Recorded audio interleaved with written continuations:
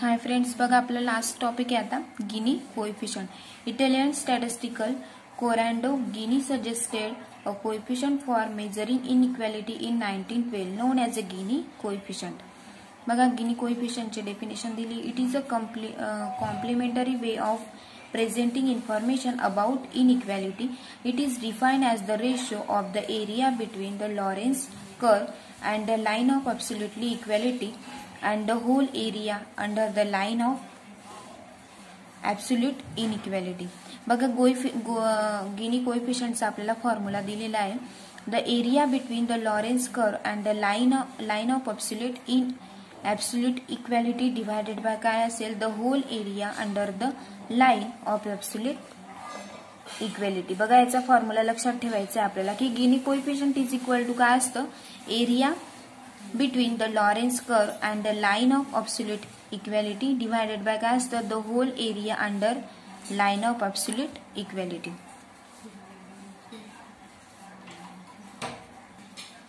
बघा म्हणजेच Lorenz curve दिलेला आपल्याला same cumulative percentage of firms and cumulative percentage of unit sold दिलेले आहे. बघा ए बी अँड सी दिलेलं आहे. बघा ओरिजिन दिलेलं आहे सेम 10, 20, 30, 40, 50, 60, 17, 18 अँड 19, 100 या पद्धतीने आपल्याला त्याचा कर्व दिलेला आहे. आणि त्याच पद्धतीने कम्युलेटिव्ह पर्सेंटेज ऑफ युनिट सोल्डचा आपण दिलेला आहे. बघा फिगरला नाव दिलंय आपण 5.3. इकडे ए पॉइंट दिलेला आहे A B and C. Next Gini coefficient is equal to काय असतं बघा C divided by O A B. C divided by O A B म्हणजेच इज इक्वल टू सी आपण ऍज इट इज लिहिला. O A B is equal to किती घेतलं बघा O A B is equal to किती घेतलं 0.5 म्हणजेच is equal to किती मिळेल आपल्याला. Since O A B is equal to किती होतं 0.5 ही आपल्याला व्हॅल्यू दिलेली होती. बघा म्हणजेच आपल्याला Gini coefficient is equal to किती मिळालं 2 into c.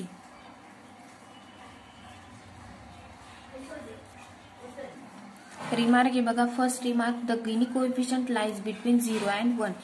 Generally it is expressed as percentage, therefore its value is between 0% and 100%. Second आहे बघा Gini coefficient is equal to 0 घेतलं तर काय मिळेल means perfect equality. And third Gini coefficient is equal to 1 घेतलं तर मीन्स परफेक्ट इनइक्वॅलिटी. फोर्थ आहे बघा if Lorenz curve is represented by the function y equal to काय घेतलं आपण lx, then the L of x, then the value of g can be found by capital G is equal to बघा हा formula आपल्यासाठी 1 minus 2 into integration 0 to 1 L of x into dx. बघा आपल्याला त्याचं proof करायचं आहे.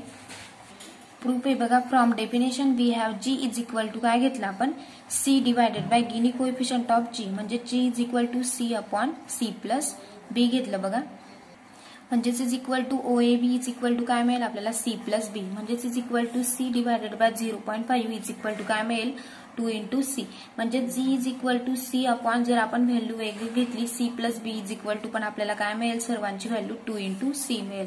नाव मग काय घेतलं आपण 2 into c plus b is equal to 1 तर 2 into c plus 2 into b is equal to पण काय मिळेल आपल्याला 1च मिळेल. म्हणजेच is equal to 2c is equal to 1 minus 2b म्हणजे g इज इक्वल टू काय मिळेल बघा g इक्वल टू 1 मायनस कारण 2c इज इक्वल टू काय g म्हणजे g इज इक्वल टू काय मिळेल आपल्याला 1 मायनस 2b म्हणजेच is equal to 1 minus 2 into integration 0 to 1 L of x into dx. In some cases this equation can be applied to calculate g without direct reference to Lorentz curve. For population with values yi is equal to किती दिले 1 to n that are indexes in non-decreasing order yi less than equal to yi plus 1 म्हणजे g is equal to किती मिळेल बघा आपल्याला g equal to 1 upon n into n plus 1 minus 2 into summation of I is equal to 1 to n plus 1 minus I into I divided by काय दिलं आपल्याला summation I is equal to 1 to n into yi. For discrete probability distribution f of yi where I ची value दिलेली बघा I is equal to 1 to n are the points with the non-zero probabilities and which are indexed in increasing order. yi कसा दिला आपल्याला, yi less than yi plus 1. म्हणजे g is equal to आपल्याला value दिली बघा, g equal to 1 minus summation i is equal to 1 to n yi into si minus 1 plus si divided by काय दिलं आपल्याला s into n. Where si ची value दिली बघा, si is equal to summation j is equal to 1 to I f of yj into yj and s not is equal to काय दिले आपल्याला 0. या पद्धतीने बघा आपण आता गिनी कोएफिशियंटचे एक्झाम्पल बघूया. Compute Gini coefficient for the data given in example 5.1. Here n is equal to 0 n is equal to 10. बघा n इज इक्वल टू आपल्याला 10 दिलेलं आहे. आपण जे प्रिव्हियस लेक्चरला एक्झाम्पल बघितलं बघा कर्वचं, लॉरेन्स कर्वचं, त्याचीच आपल्याला क्वेश्चन घ्यायचा आहे, तोच आपल्याला क्वेश्चन घ्यायचा आहे. फॉर्म दिलेला आहे आपल्याला, फॉर्म 1 to 10 म्हणजेच n ची व्हॅल्यू दिलेली बघा 1 to 10. Next values of increasing order. बघा लॉरेन्स कर्व मध्ये आपण काय बघितलं होतं, लीस्ट टू ग्रेटेस्ट.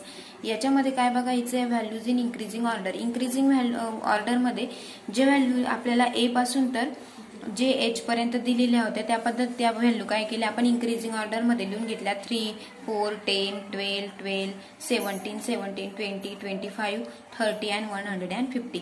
जे की आपण प्रिव्हियस लेक्चर मध्ये बघितलं होतं बघा, तेच एक्झाम्पल घ्यायचंय. एबीसीडीच्या व्हॅल्यू दिलेल्या होत्या त्या आपण लिस्ट टू ग्रेटेस्ट घेतलेल्या होत्या. आता आपल्याला काय करायचंय, इन्क्रीजिंग ऑर्डर मध्ये त्यांची टोटल मिळाली आपल्याला 150. नेक्स्ट फॉर्म्युला आहे बघा, n+1 minus I into Y. N ची व्हॅल्यू दिली आपल्याला 10. 10 इंटू काय मिळेल आपल्याला 3 इज इक्वल टू किती मिळेल 1 मायनस आय. म्हणजे आपण ही आय व्हॅल्यू घेऊन घेऊ बघा, आय म्हणजे 10 इंटू 3 इज इक्वल टू किती मिळालं आपल्याला 13. नेक्स्ट बघा एन ची व्हॅल्यू काय घेतली आपण, एन इज इक्वल टू 9 घेतलं. म्हणजेच आपल्याला काय करायचं इथं व्हॅल्यू कमी n+1 मायनस आय. n+1 म्हणजेच 11 घेतलं, 11 minus 1 is equal to 10. 10 into 3 या पद्धतीनेच n ची व्हॅल्यू 10 घेतली, 10+1 11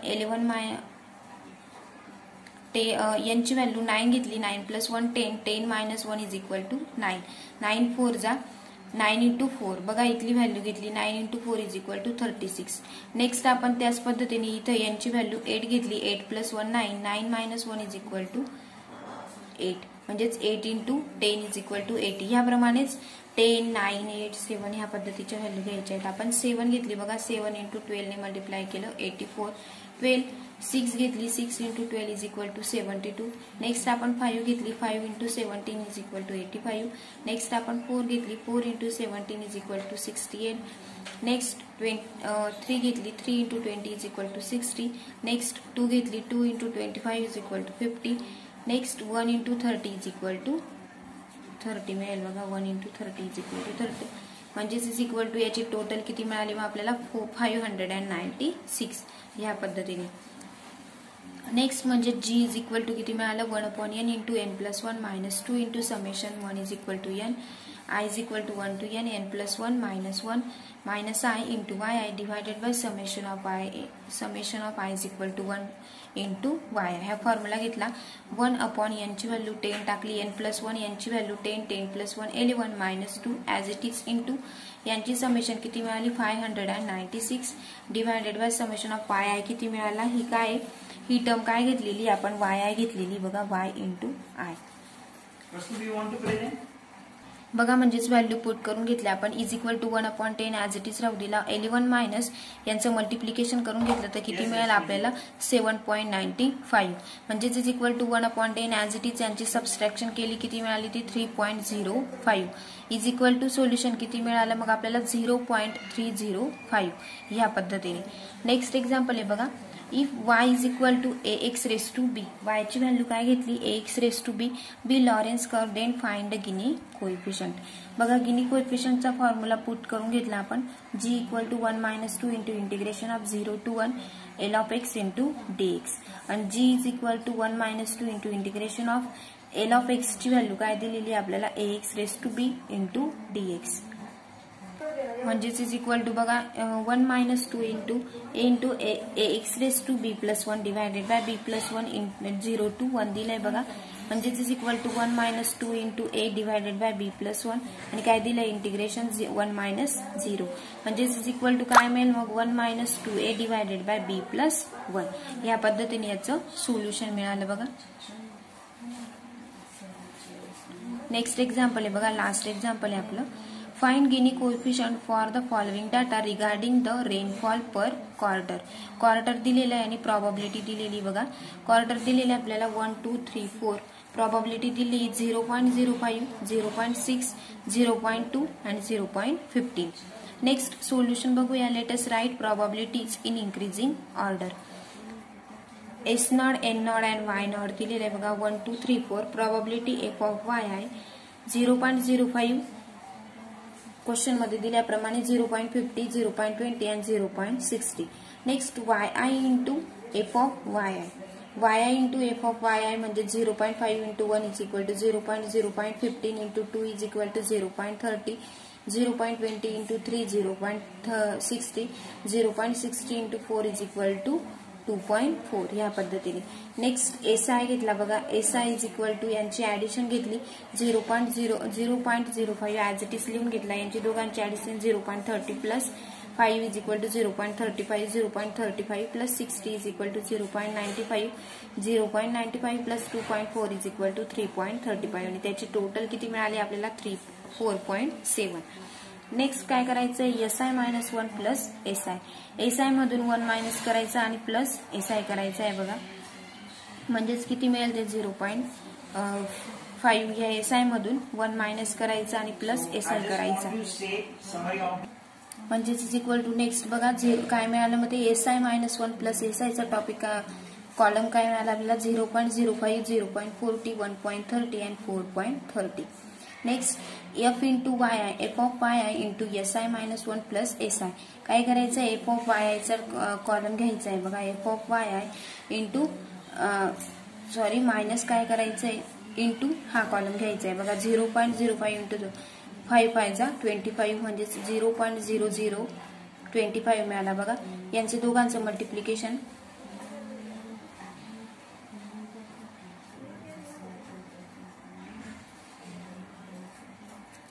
F of Y I into S I minus 1 plus S I म्हणजेच 15 into 0.15 into 0.40 is equal to 0.06. Next 1.30 into 0.20 is equal to 0.26, 4.30 into 0.60 is equal to 2.58. बघा त्याची आपल्याला total मिळाली 3.1070. Next आपल्याला फक्त आता फॉर्म्युल्यामध्ये व्हॅल्यू पुट करायची. G is equal to 1 minus summation I is equal to 1 to n F of Y I into S I minus 1 plus S I divided by S N. म्हणजे G ची value काय मिळाली बघा is equal to 1 minus 3.1070 divided by काय मिळाला 4.7. म्हणजेच is equal to हे value put करून घेतला म्हणजेच इज इक्वल टू 4.7 म्हणजे 4.7, 1 मायनस 0 मायनस 0.06 यांचं दोघांचं डिवायडेशन म्हणजेच बघा याचं सोल्युशन किती मिळेल आपल्याला 0.34. बघा या पद्धतीने आपण गिनी कोएफिशियंटचा टेबल बघितला, त्याचे एक्झाम्पल सॉल्व्ह केले, त्याचे डेफिनेशन, त्याचा फॉर्म्युला बघितला बघा. म्हणजेच बघा ह्या पद्धतीने आपला डिस्क्रिप्टिव्ह स्टॅटिस्टिक्सचा सिलेबस संपलेला आहे बघा. Last topic, last unit, last topic and last example होतंय आपलं. तुम्हाला काही डाऊट असतील तर तुम्ही विचारू शकता.